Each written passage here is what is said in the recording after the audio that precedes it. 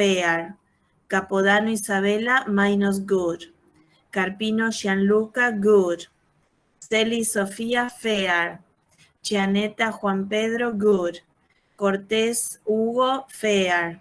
Encina Victoria, good. Ferrando Oriana, -good. Federici Ludmila, very good. Puciano Gauna Ramiro, -good. Frisevsky Janina, fair. Jiménez Constanza, fair. Goro Agustina, fair. Kovach Aldana, fair. Martínez Rocío, fair. Mauro María Constanza, very good. Bouchá Andrew, good. Medina Lara, good. Mena Gonzalo, very good. Monzón Laureano, fail. Nadalín Ludmila, very good. Romero Bautista, -good. Rugirelo Florencia, fair. Solé Milagros, very good. And Balaciani Lucia, fair. For you to have an idea of the equivalence in numbers, okay? Fail would be a 3, okay? Fair, a 4. -good, a 5. Good, between 6 and 7. Very good, 8. Very good indeed, 9. And excellent, 10. Okay? All right, okay, perfect. Okay, so let me show you lesson 14, which was about transcriptions, yes? As you probably remember, this transcription that is at the beginning under the title of the lesson, IPA, represents the phonetic transcription of the acronym IPA, which stands for, do you remember what it stands for? It stands for the International Phonetic Alphabet. Exactly. I'm not wrong. I don't remember the Yes, order, but yes, International Phonetic Alphabet. So the pronunciation of that acronym is IPA, precisely. Yes? Okay. So the introduction says, in this lesson, you are going to start transcribing passages. You have to use the phonetic symbols to show how these texts would be pronounced when reading them aloud. Make sure you apply the rules for the formation of the plural, third person singular, genitive, regular past, and weak and strong forms. You will also have to use some special symbols to show the punctuation marks, which in phonology are called pauses. For example, a comma or a dash is called a short pause, and it is transcribed like this, yes, with a slash. A semicolon or a colon is called a medium pause, and it is transcribed like this. That would be a double slash. A full stop at the end of a sentence or a paragraph is called a long pause, and it is transcribed like this. That would be like the numeral symbol, yes? In phonology, we do not transcribe inverted commas, question or exclamation marks, or brackets. So all that is left aside. We do not mark it at all. We only mark the pauses. That would be commas, dashes, colon, semicolon, full stop, etc. So here are two texts to transcribe. We will correct them next class. Okay. Now, we are not going to correct them in class because you need a lot of time and attention to correct them carefully, to check them carefully. Have you received the general mail with the keys? Ah, perfect. Okay. So you can correct them at home. All right. Any questions about lesson 14 before we continue with lesson 15? No? Perfect. All right. So I will show you lesson 15 now. Which is about, yes. Sorry, I have a question with one phoneme. Yes. Which is, for example, in cities. que hay una I que no sé si la dimos nosotros. Sí, no, tenés razón, justo eso me lo preguntó el otro curso. Se llama una neutralized I, que sería una I que está entre medios, digamos, de la long I y la short I, que solo se usa o mayormente en final position. De todas formas, digamos, el que la quiere usar, la puede usar, recuerde que es solo en final position, pero en general lo que vamos a hacer es seguir usando la short I. O sea, cuando ustedes vean una neutralized I, que es una I con un puntito nada más, digamos, sería como una short I. ¿Está? Así que no se preocupen si no la hacen. Yes, thank you. That's fine, that's fine. I have another question. Yes, of course.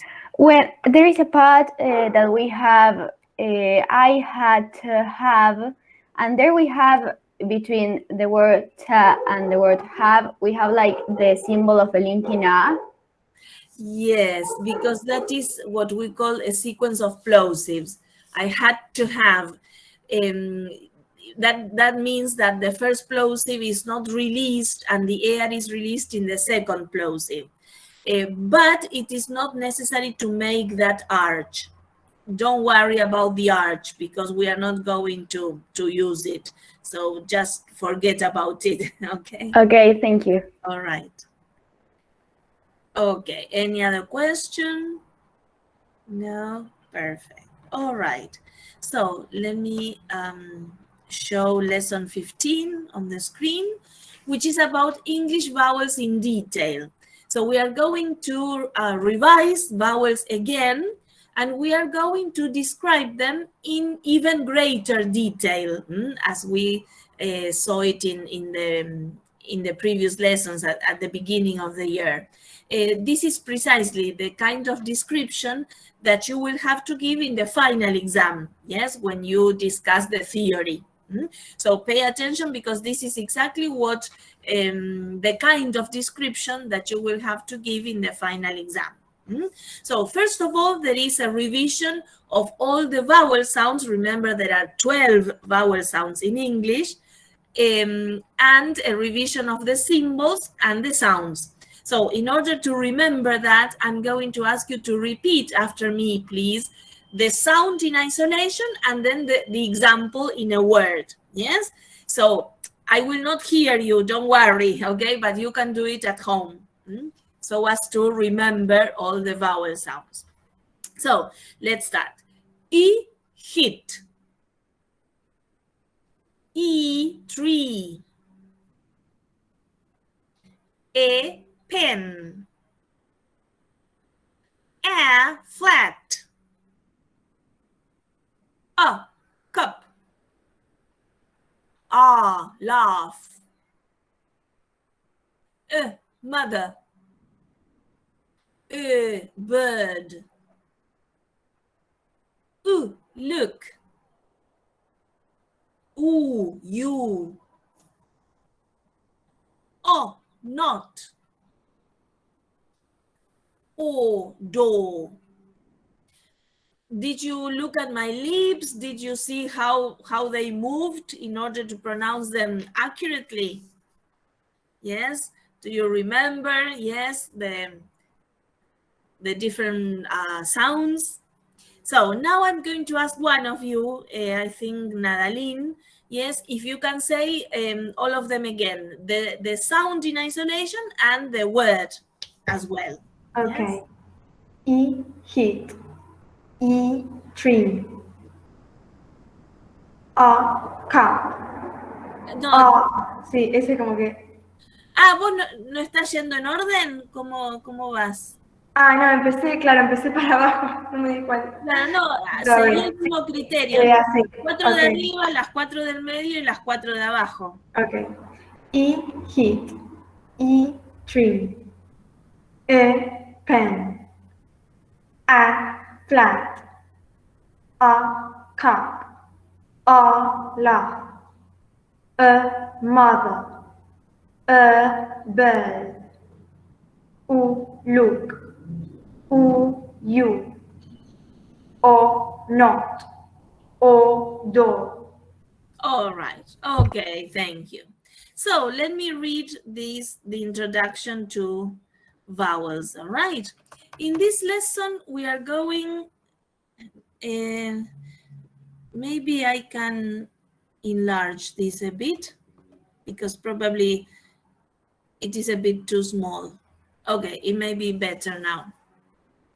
In this lesson, we are going to study vowels in greater detail in order to be able to give a full description of them. The three aspects that we have to take into account when describing vowels are quality, quantity, and distribution. So these are the three aspects, the three legs of the table, all right? The three aspects that we have to take into account in order to give a full description of vowels. Let's see what they refer to. Quality refers to the height and the part of the tongue that is raised highest. Also to the position of the lips, the tension, the contact of the side rims of the tongue with the upper molars, etc. So as you can see, quality refers to the, let's say, the articulatory criterion. Yes, it refers to how the articulators move in order to produce that vowel sound. And remember that the two main or most important articulators that we have to take into account when we analyze vowels are the tongue and the lips, mainly that, yes? Okay, now quantity. Quantity refers to the duration of the sound or the length of the sound. That is, remember that vowels can be long or short. There are two possibilities. You know that the long vowels are the ones that have two dots after the symbol, yes? And the short vowels don't have any extra symbol, let's say. Now, if they are long, there are also two possibilities. They can be clipped or unclipped. That could be, they can be a bit shorter or a bit longer. Don't worry, we are going to study this at the end of this lesson, okay? And so I will explain that in greater detail later on. So what you have to remember then as regards quantity is that there are long vowels and short vowels. And within the long vowels, we may have vowels that are long, a bit longer or a bit shorter, yes? Okay, as regards distribution, this refers to where in a word the vowel can occur. For example, if it can be in initial, in medial, or in final position, and what it can be followed or preceded by. That is, what sounds can follow it or precede it. So as you can see, the distribution aspect has to do more with the system, the fact that phonology is a system of sounds, a system of pronunciation. So some sounds can be combined and some others cannot. So whatever has to do with the aspect of sounds as a system of pronunciation is connected to distribution, right? Okay. So we are going to analyze now each vowel in detail, taking all these aspects into account precisely. All right. Okay, they are divided into three groups. Front vowels, because remember that front vowels are the ones that are pronounced with the front of the tongue. Then we have central vowels, that is the vowels that are pronounced with the center of the tongue, and back vowels, that is the vowels that are pronounced with the back of the tongue. All right. So I would like some of you to read the different paragraphs so that I don't do all the talking, all right? I'm going to make it bigger for you to see it. Perfect. All right. So I think I will try to remember some of the people I have seen, because now I cannot see you now because I'm in the presentation mode. But I think Ferrando was present in the class. So maybe Ferrando, you can read the first one, yes? Yes, I am present. Okay. E. The front of the tongue is raised to a height slightly below and behind the close. Front position. The lips are spread, the tongue is tense, with the side rims making a firm contact with the upper molars. This vowel does not normally occur in a syllable closed by ng. This vowel should give little difficulty to foreign learners, all of whom will have, in their own language, a vowel of approximately the same quality. All right. Okay, so as regards the quality of the sound, here it says that the front of the tongue is raised to a height slightly below and behind the closed front position. Remember that when we analyze the height of the tongue, we mentioned in some, many lessons ago, we mentioned that there were like 4 established heights or positions. We had the closed position, that is when the tongue is very near the hard palate. We have the half closed position, which is a bit lower, the half open position, which is a bit lower, and the open position, which is when the tongue is very near the floor of the mouth. So the 2 extremes are the closed position and the open position. And in between, we have half open and half closed. Remember these 4 positions. So in the case of E, is a vowel that in which the tongue is very, very high. So that's why it says that it is slightly below the closed front position, right? The lips are spread, the tongue is tense when you pronounce E, with the side rims of the tongue making a firm contact with the upper molars. And you can feel that if you say E, you will feel the tongue touching the upper molars, yes? So that is all in connection to quality. The next sentence refers to distribution. This vowel does not normally occur in a syllable closed by ng. That is, after this vowel, you will never find the velar nasal, that is the ng sound.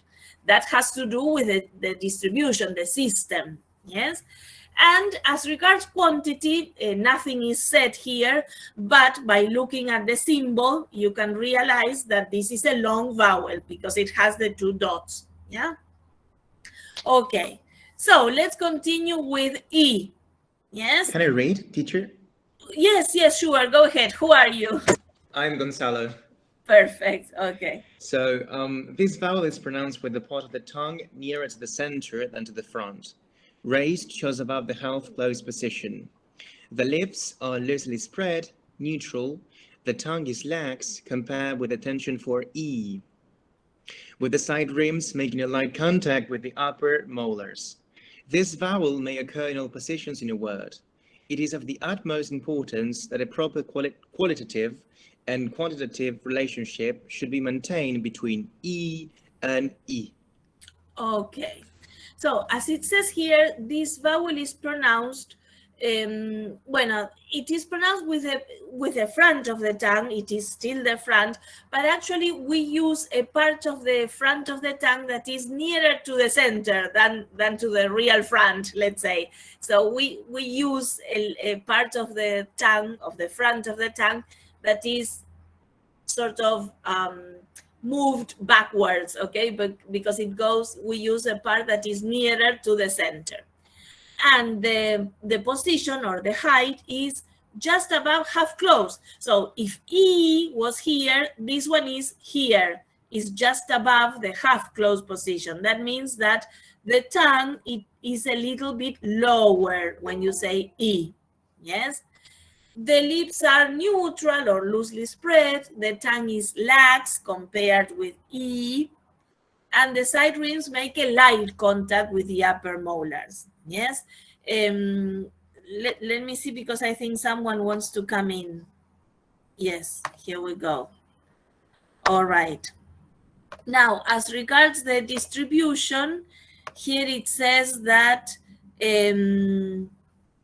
this vowel may occur in all positions in a word, initial, medial, and final. So that means that it has a full distribution, right? And the last sentence says that it is of the utmost importance that a proper qualitative and quantitative relationship should be maintained between E and E. What does it mean? there should be a quantitative difference in these two vowels because one is longer than the other. E is longer than E. But that is not the only difference between these two vowels. The other difference is a qualitative difference. That means that the position of the lips and the tongue is different in the two vowels.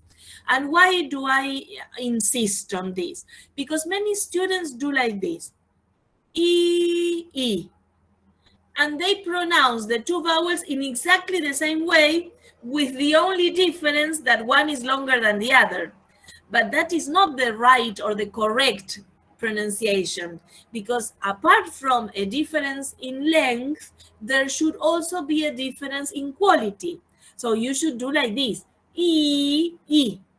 You see, here I have made a difference not only in the length of the vowels, but also in the position of the lips and in the position of the tongue. The tongue, you cannot see the tongue very well, but you could probably see the lips, you see? So this is important to remember, that there should be a real or a complete difference between E and E, not only in quantity, but also in quality, okay?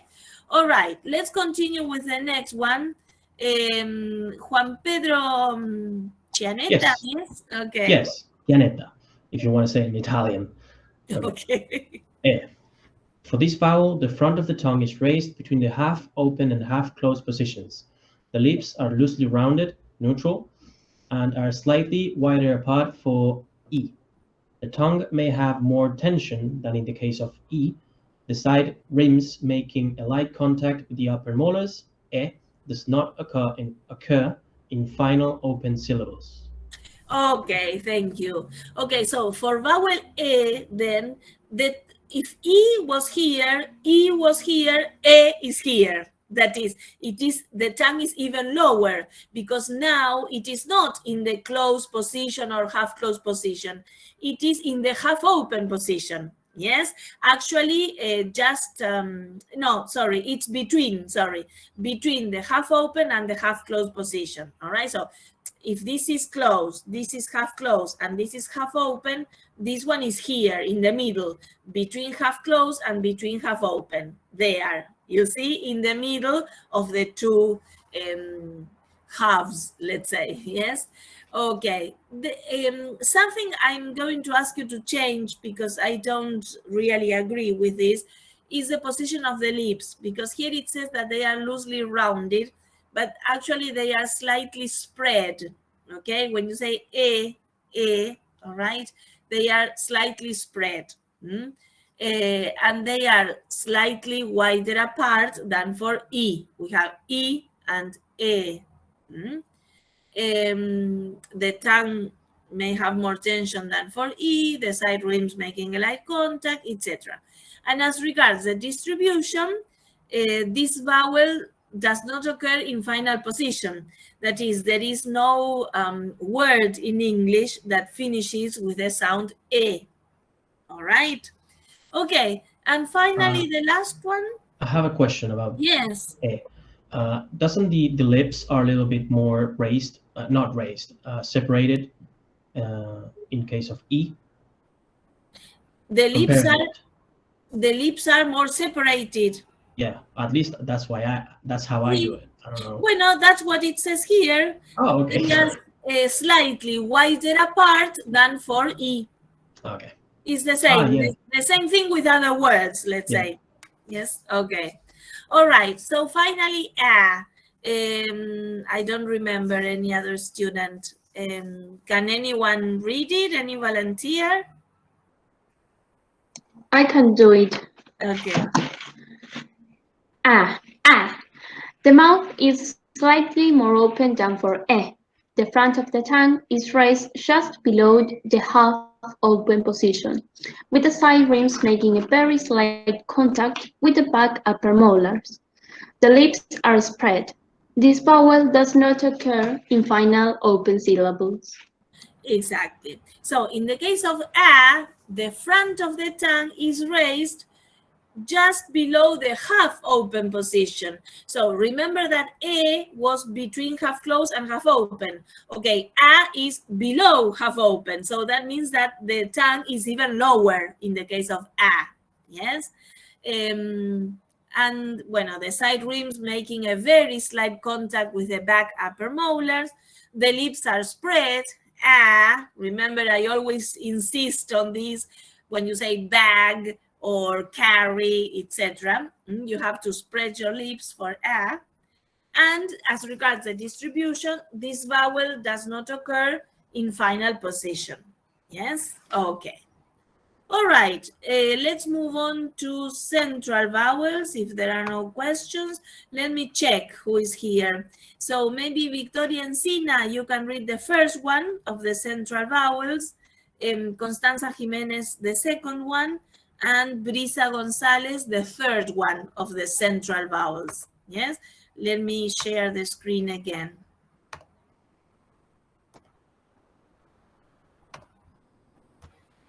Okay. Yes, go ahead. Okay. Oh, this vowel has a very high frequency of occurrence in accented syllables. Its quality is that of a central vowel with neutral lip position, having in non-final positions a tongue raising between half open and half closed, in the vicinity of the velar consonants k, g, and n. Sí, ojo que esa sería the velar nasal. So the tail has to be longer. Yes, it looks like an N there, but it's not an N. It's the one that is longer. Yes. Okay. However, the tongue may be slightly more raised and retracted. But in final positions, the vowel is pronounced either in the half-open central position or in the most open regions of the central area. Central area. It is the weakest vowel, and in many positions it may be elided. Foreign learners should remember that English has no lip rounding, and that is extremely short. All right. So this is the famous schwa. Yes, the only vowel that has a proper name in English. Yes. And as it says here, it has a very high frequency of occurrence in unaccented syllables. Remember that the only kind of syllable where this vowel can occur is in unstressed or unaccented syllables. Yes, this vowel can never be stressed. Yes, because it is so weak, right?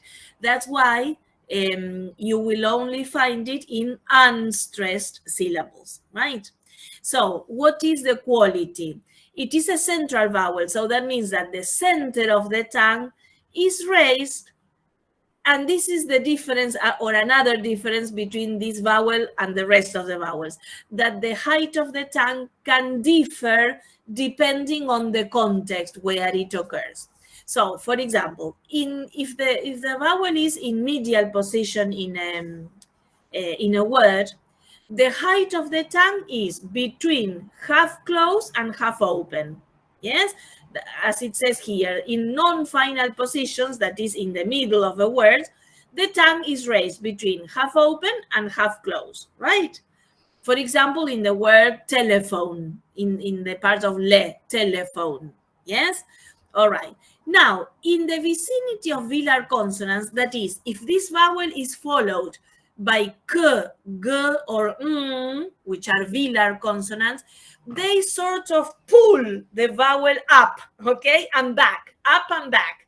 And they affect this vowel so that the height of the tongue is a bit higher, yes? That is, instead of being between half open and half closed, is below half closed, because it is higher, yes? And more retracted, that is that we use a part of the center of the tongue that is nearer to the back than to the center, we might say. That's why it says that the tongue is more raised and retracted, yes? Okay, for example, I will give you a word, ago, ago. We have telephone y ago, yes? The pronunciation of schwa is a little bit different between telephone and ago. And the other case is in final position, because when this vowel appears in final position, on the contrary, the tongue is lower. That means that it is more open, yes? So in final position, it is just in the half, it is in the half open position or even below half open position. You see the difference? I will give you another example. For example, acta, acta. This schwa in final position is more open than in telephone or in ago, acta. You see the difference? Okay, so there are basically 3 different heights for this vowel depending on the context, right? I have a question about the schwa. I saw an Oxford video about the schwa because I was having trouble translating words, and it was said that it's the most common vowel sound, at least used. It is used in almost every sentence, right? Yes, that's why it says here it has a very high frequency of occurrence. Oh, yes. But remember, only in unaccented syllables, only in unstressed syllables. Yeah, Yes? it was said in the video, yeah. Okay. And the other thing to remember is that it is the weakest vowel in English, and that in many positions it may be elided. That means it may be omitted. Yes, that's why there are many cases of optional schwas. In many words, you can, let's say, decide to pronounce a schwa or not pronounce it at all. You may elide it, you may discard it if you don't want to. It is very common to find optional schwas. Yes, for example, in the answer keys that I make for the transcriptions, you will find many schwas between brackets. That shows that they are optional. Or in the Longman pronunciation dictionary, you will find that in many cases the schwa is in italics. Again, that means that it is optional. So there are many, in many words. Remember, I gave you the example of family. You can say family or family. Yes, the 2 pronunciations are correct. You may decide to pronounce schwa or not in many cases. And the lips, there is no lip rounding. That is that the lips are neutral when you say they are totally neutral. And that, of course, schwa is extremely short. It's very short. Okay, good. Let's continue with the second one with Yes. It is pronounced with the center of the tongue raised between half closed and half open. No firm contact being made between the tongue and the upper molars. no firm Firm. contact. The lips are neutrally spread. This vowel does not normally occur before Okay, so this is, of course, another central vowel. So that means that the center of the tongue is raised between the half closed and the half open position. Yes? All right. There is no firm contact between the tongue and the upper molars. When you say that is, the tongue doesn't touch your molars. Now, here I'm also going to ask you to change the position of the lips, because it's not wrong if you say that the lips are neutrally spread, but I think it's more it's more spread. No, they are not actually spread. They are more rounded than spread. They are loosely rounded when you say you see. So I think it's clearer, yes, for you if you say the lips are loosely rounded, yes, because when you say you tend to round your lips, not as much as for ooh, of course. That's why we say loosely rounded. Okay. So, for example, the difference could be if you don't say you say Exactly. Okay. In in E for bed, for example, we spread our lips a little bit, but in Ö, we round our lips a little bit. You see the difference? E and Ö. Bed, for example, and bird. Bed, bird.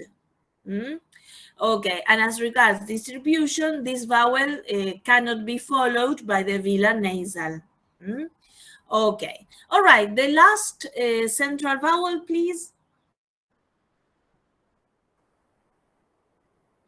Brisa had to read it. Maybe Yes. she's not in the class. Okay, so because her picture is here, but she's not in the class. So what about Sofia Celis? Okay. Yes, perfect. Let me show it to you. Espérenme que hice lío, no sé qué apreté. Ahí está. I don't know what I did. Yes, let me go back to that was the third one. Perfect. Okay. This vowel is pronounced with a considerable separation of the jaws and the lips neutrally open. The Not neutrally, neutrally. neutrally open. The center of the tongue, or a part slightly in advance of center, is raised just above the fully open position. No contact being made between the tongue and the upper molars. This vowel does not occur in final open syllables. Okay.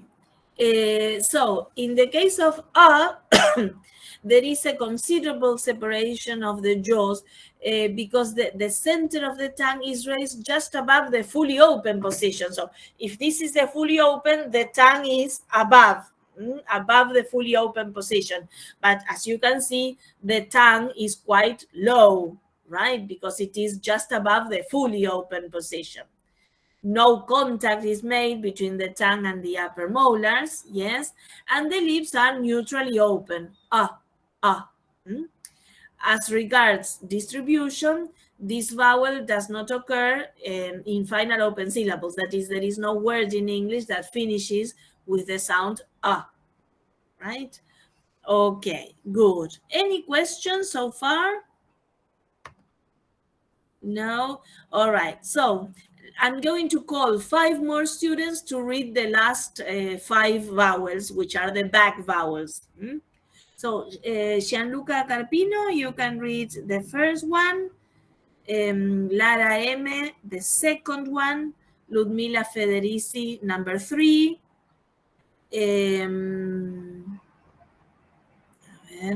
Luciana Balaciani, number 4.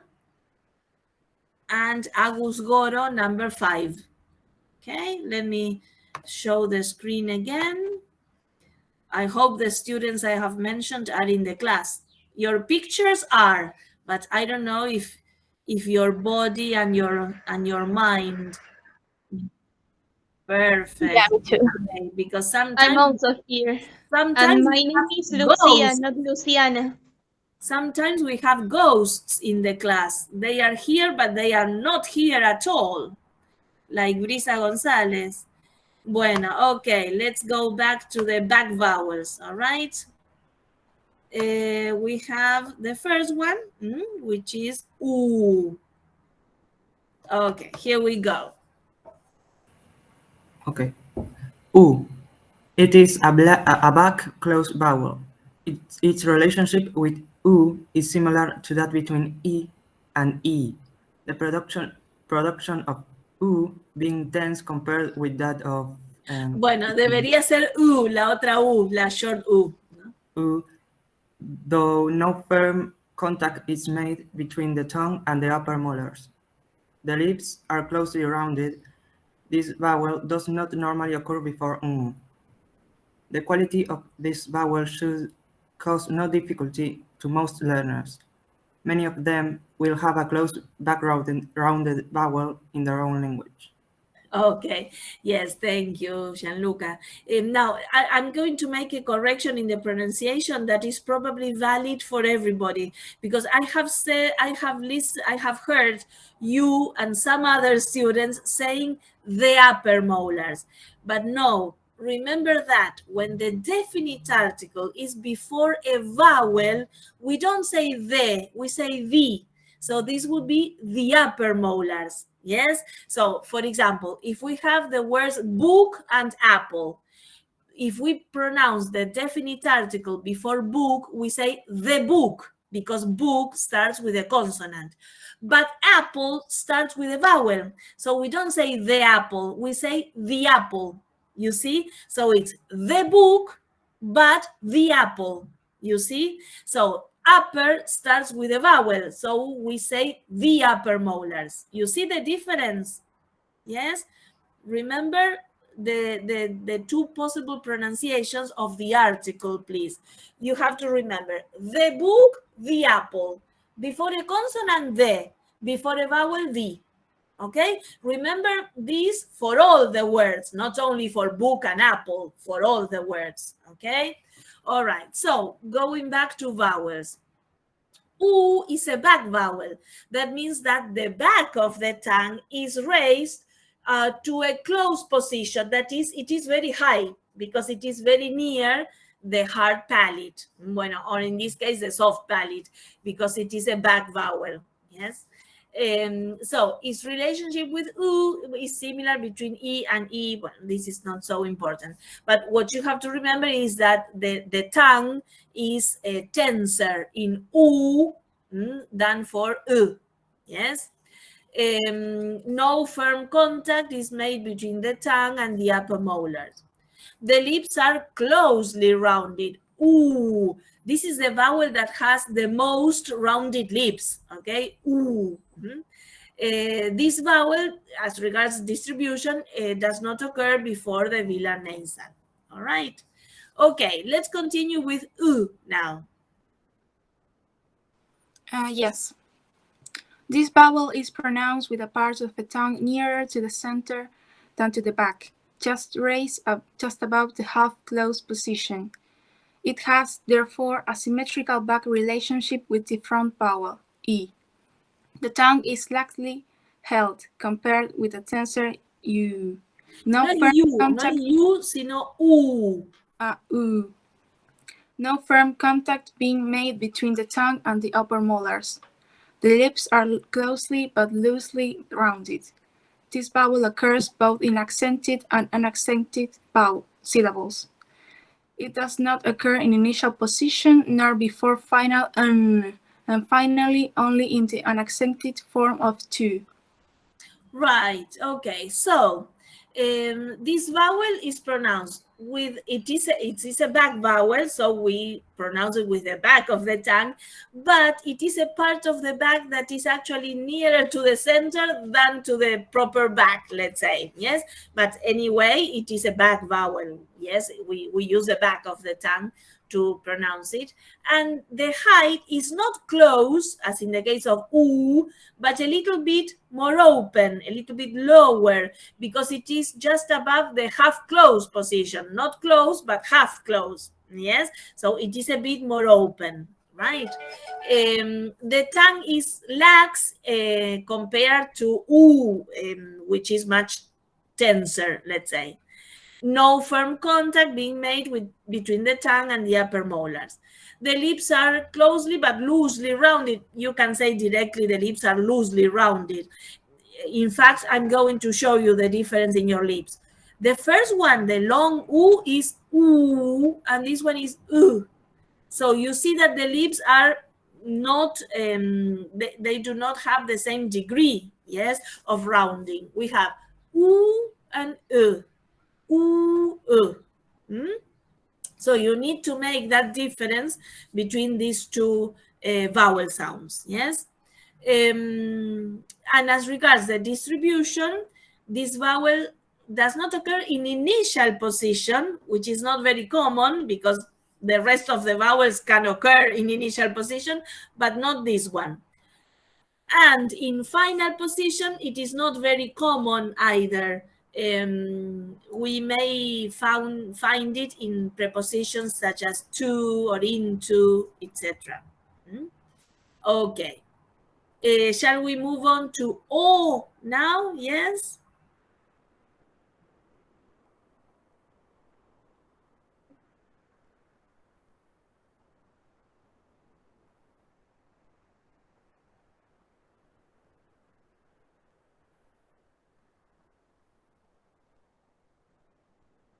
Okay, before the Villa nasal, no? Exactly. Okay, so in O, the back of the tongue is raised.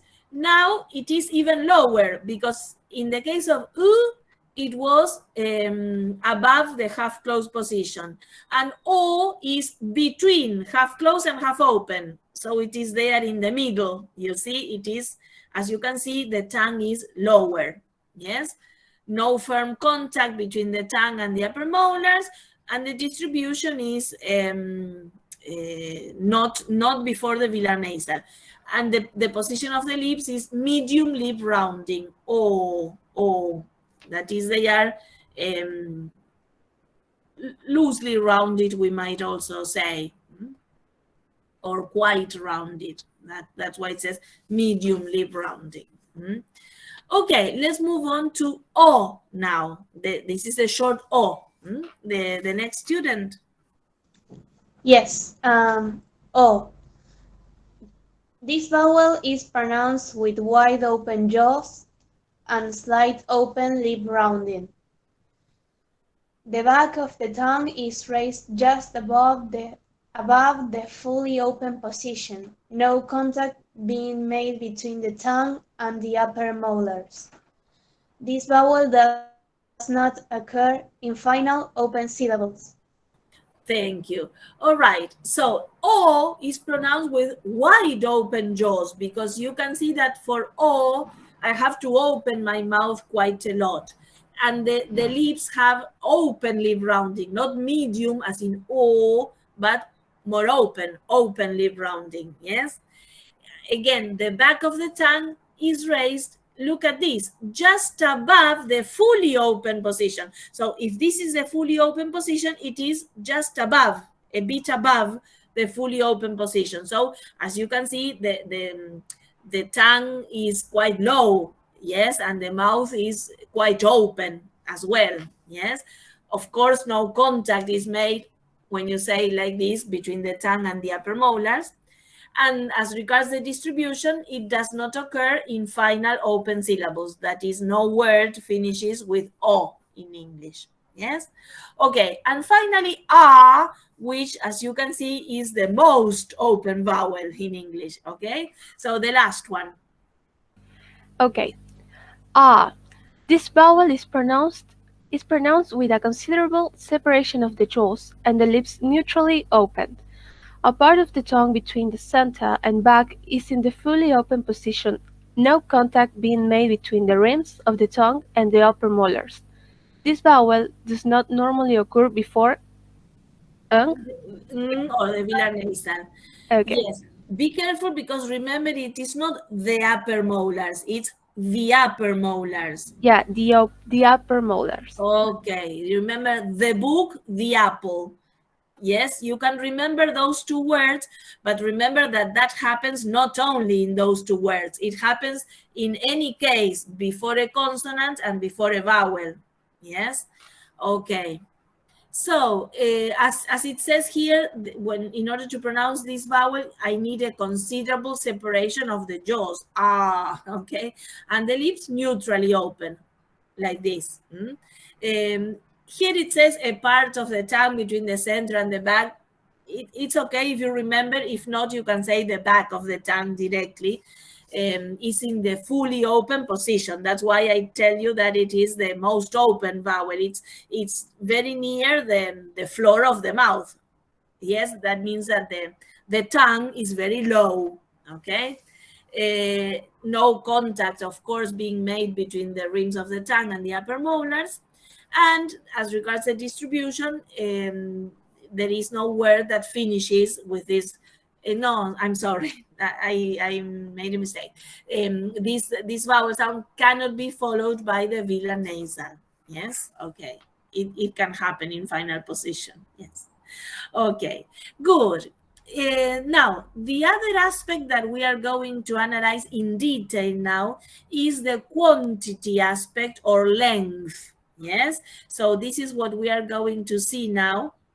Remember, I told you that there are long and short vowels, but within the long vowels, we can have vowels that are a bit longer or a bit shorter. Yes, so this is what we are going to see now. Okay, so I'm going to read this myself. The length or quantity of a sound is the period of time during which that sound is held on continuously in a given word or phrase.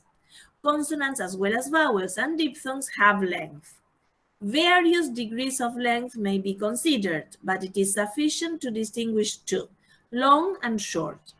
The mark of length, colon or two dots, is placed immediately after the symbol for the sound which is long. Short sounds are left unmarked.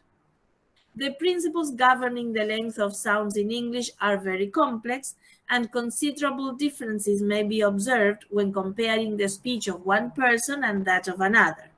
However, the following rules may serve as a guide in the practical teaching of a language. So, A, the vowels E, A, E, U, and O are longer than the other English vowels in similar situations. That is to say, when surrounded by the same sounds and pronounced with the same degree of stress. As a consequence of this rule, it is customary to designate the vowels E, A, E, U, O as the long vowels, and the remaining English vowels as the short vowels. B, this is now we're going to see what happens with the long vowels. The long vowels and diphthongs are shorter when followed by a fortis consonant than when final or followed by a linis consonant. When final, these long vowels are the longest. So here, what these examples show you, when it says long and short, we have two columns. What these examples show you is that when a long vowel is in final position or followed by a linis consonant, the vowel is longer than when followed by a fortis consonant or a voiceless consonant. Yes? And in fact, long vowels can have three different lengths. Have a look at the first line, please. We have the words see, seed, and sit. Yes, in the case of see, when the long vowel is in final position in a word, it has the longest duration, let's say. It is in the longest, see.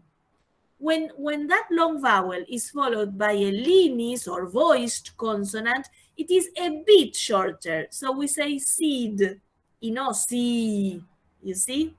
It is a bit shorter, but it is still long, let's say, yes? And when that long vowel is followed by a fortis or voiceless consonant, it is much shorter. And we say sit. You see how different it is? Sit. This would be totally different from the first one, see. So, Profe. Yes. Pero yo tengo una duda. ¿Articulamos igual que con una I larga, nada más que es más corta? Exacto. La única diferencia es la duración, pero la calidad, the quality is exactly the same. Quality is the same. That is, the position of the lips and the tongue are exactly the same. The only difference is the duration of the sound. That is the only difference.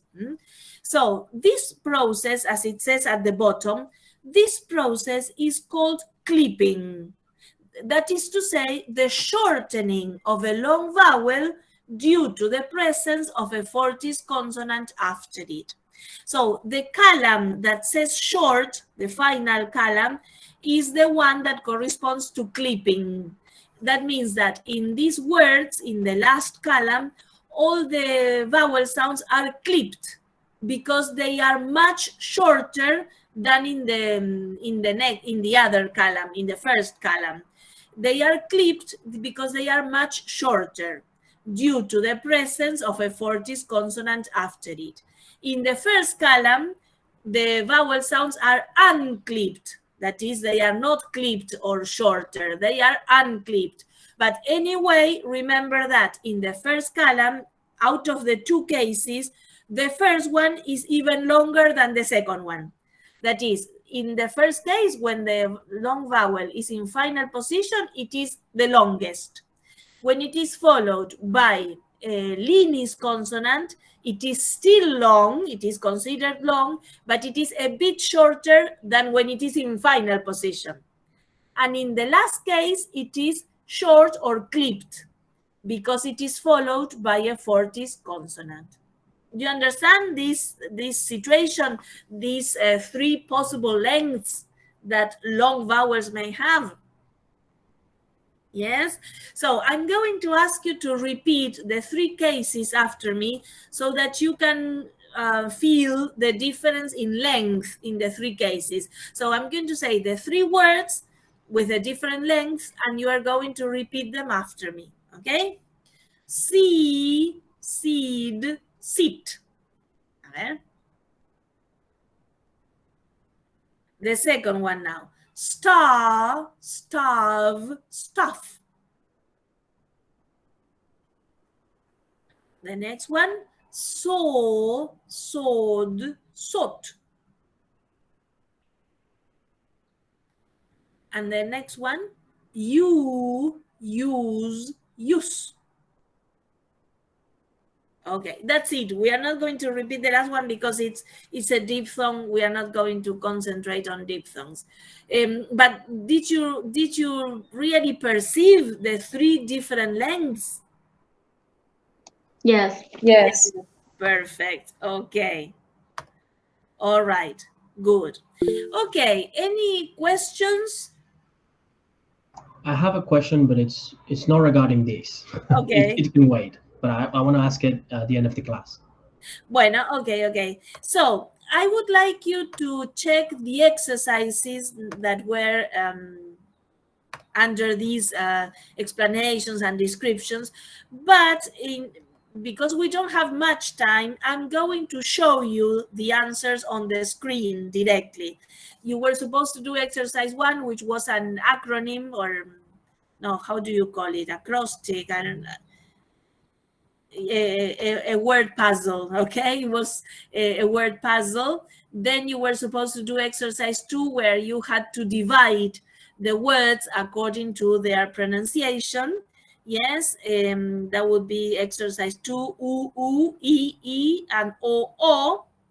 And finally, which vowels in these words are shortened or are clipped as a result of the following consonants. Then we have exercise 4, choose the correct transcription. Bien, okay, so let me show you the answers directly so that we can correct all that, because we don't have much time. Okay, let's see. Okay, have a look at this. I'm going to enlarge it a bit. Okay, in the word puzzle, you were supposed to have the words voiced, close, narrowing, tongue, central, and soft palate. Do you have the same? Yes. Okay. All right, now, in exercise 2, you were supposed to have in oo, food, moon, soon, spoon, argue, pupil, and huge. And in short oo, you were supposed to have look, wool, would, popular, humidity, and humiliate. Okay? Then in the next chart, you were supposed to have for long E, field, complete, machine, police, prestige, and peace.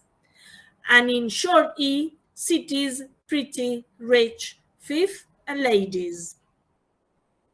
And then in the last one, in this case, there were many cases actually of words that can be pronounced with both sounds.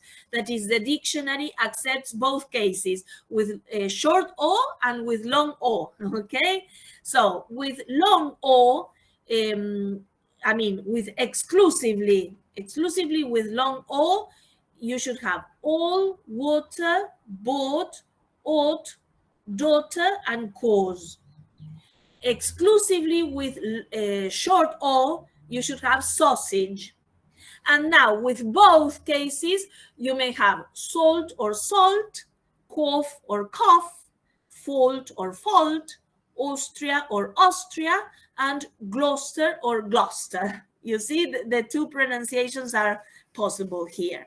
Teacher, yes, can you send them later just in case? Yes, don't worry. Okay. I'm just showing you this, but in fact, I'm going to send you a general mail with the answer key attached to it, so that you can correct not only this, but also the transcription of the two passages. Remember? Okay.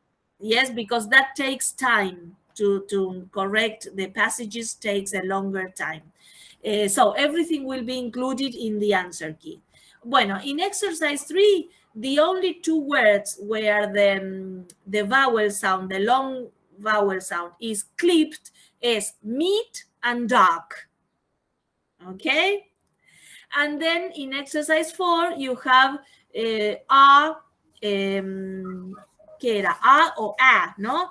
Era, bueno, there you have option 2, option 1. I don't remember now which option was which, okay? But there you have option 2, option 1, etc., etc. Yes? Okay. And then exercise 5 was... Sí. Regarding exercise 3, I want to know why lip isn't a clipping example. Because it is a short E, maybe. A ver, espera que no me acuerdo qué palabra era. Let me get that. Me parece porque era short.